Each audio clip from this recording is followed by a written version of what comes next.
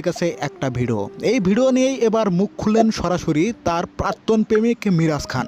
Guys কি বললো আজকে এই ভিডিওর মাঝেই আপনাদেরকে বিস্তারিত জানানোর চেষ্টা করব, তাই টানাটানি না করে এই সম্পূর্ণ ভিডিওটি দেখতে থাকুন। আরোহী মিম একটা নষ্টা মেয়ে এবং সে যে 12 বাতারি, এই কথাটা কিন্তু আপনারা অনেকেই বিশ্বাস করতে চান না। গাইস আজকে এই ভিডিওর মাঝে কিন্তু আমি প্রমাণ সহকারে একদম দেখিয়ে দেব। আপনারা সকলেই জানেন মিরাজ খানের সাথে আরোহী মিমের একটা ঝগড়া হয়েছে। কী জন্য এই ঝগড়াটা হয়েছে আপনারা কিন্তু এটা সকলে জানেন না, কারণ আরোহী মিম আগে থেকেই ইটিস পিটিস শুরু করেছিল সাকিব সিদ্দিকের সাথে। আপনারা তো দেখতেই পাইলেন তার 3 মিনিট 24 সেকেন্ডের আপত্তিকর ভিডিও ইতিমধ্যে কিন্তু ভাইরাল হয়ে গিয়েছে গাইস।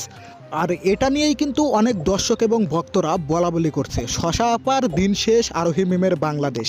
শশা আপার দিন শেষ আরোহী মিমের বাংলাদেশ 3 মিনিট 24 সেকেন্ড না থাকলে কিন্তু খুব মিস করবেন। গাইস এই কথাটা তারা কেন বলছে? সত্যি কি আরোহী মিমের আপত্তিকর ভিডিও ভাইরাল হয়ে গেছে নাকি এটা মিথ্যে কথা?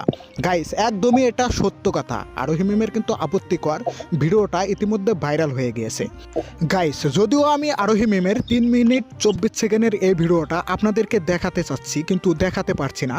এটা দেখালে আমার চ্যানেলের প্রবলেম হতে পারে। সো গাইস এটা নিয়ে এখন মিরাজ খান সরাসরি মুখ খুললেন। তিনি কি বলেছে চলুন আমরা একটু জেনে আসি। তিনি বলেছেন আরোহী মিম যে একটা দুচরিত্রা এবং নষ্টা মেয়ে, এটা আমি আগে থেকেই জানতাম, এই জন্য আমি অনেক দিন আগেই তার সাথে ব্রেকআপ করেছি।